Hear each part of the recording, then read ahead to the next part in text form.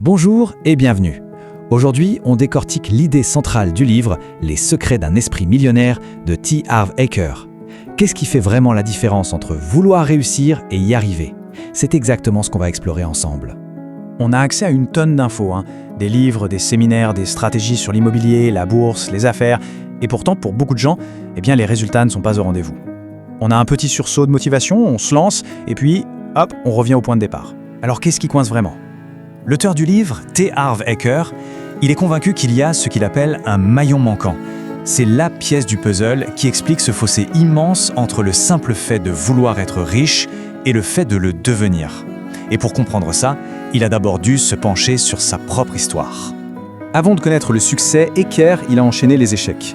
Tout le monde lui disait qu'il avait un potentiel énorme, mais ses entreprises, elles, ne décollaient jamais.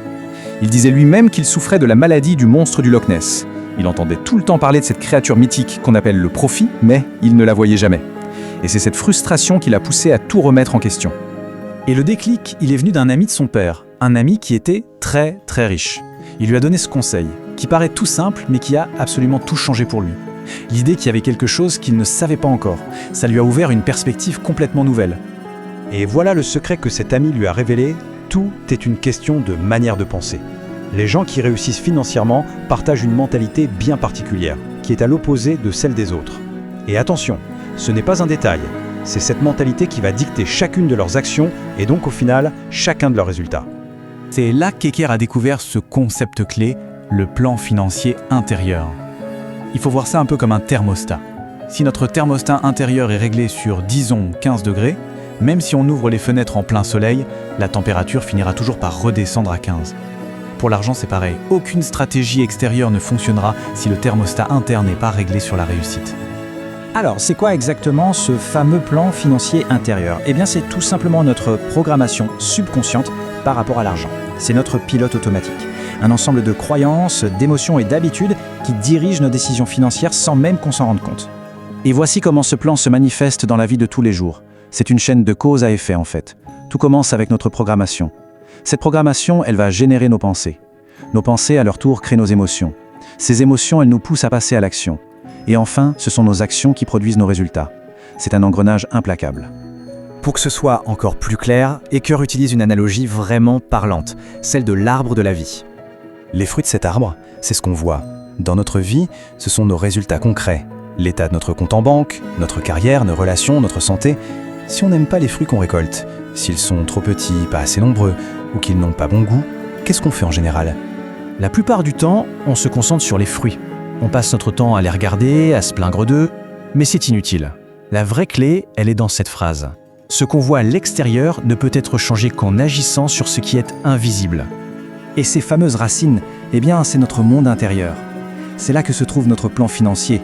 Ce sont nos croyances, notre programmation, qui créent les fruits qu'on voit à l'extérieur. Essayer de changer les résultats sans changer les racines, c'est un peu comme essayer de coller de plus belles pommes sur un pommier.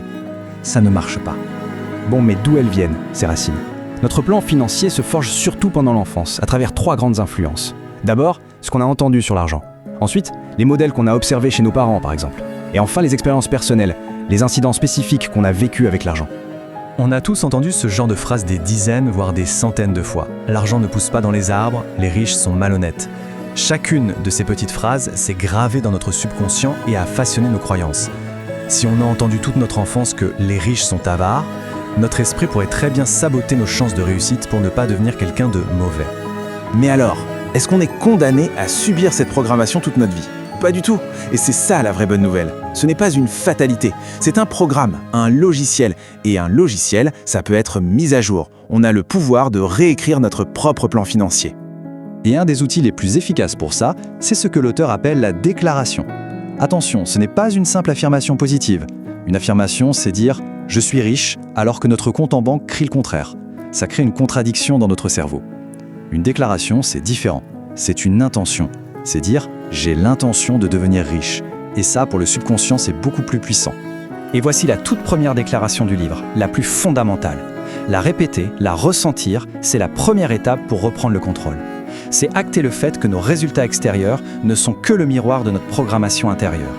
Et une fois qu'on a compris ça, on peut commencer à réécrire le programme. Pour finir, la seule question qui compte vraiment, c'est celle-ci. Quelles sont les racines qui, en ce moment même, produisent les fruits actuels dans une vie ? Prendre conscience de son propre plan financier, c'est le point de départ indispensable pour le transformer et à terme, pour changer ses résultats pour de bon. Si ce contenu t'a plu, n'oublie pas que cette chaîne est dédiée à une seule chose, apprendre, évoluer et faire grandir les esprits. Une nouvelle vidéo est postée chaque jour pour t'aider à avancer un peu plus tous les jours. Alors si tu veux continuer ce chemin avec moi, abonne-toi et active la cloche pour ne rien rater.